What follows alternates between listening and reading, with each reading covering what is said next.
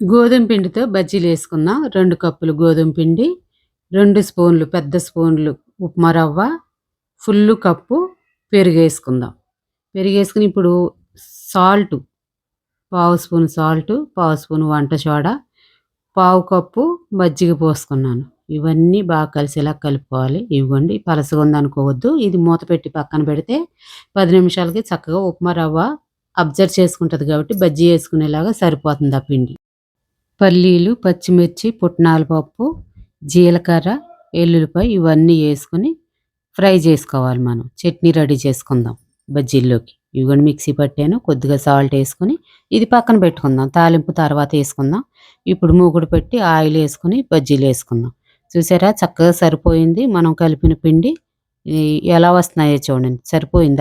అలా కలుపుకొని పెట్టుకోవాలన్నమాట. బజ్జీల పిండి పక్కన పెట్టుకుంటే 10 నిమిషాలు చక్కగా గుల్లగా వస్తాయి బజ్జీలు.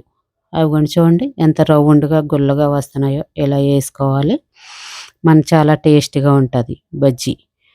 ఫ్రెండ్స్ ఒక లైక్ చేయండి, సబ్స్క్రైబ్ చేయండి.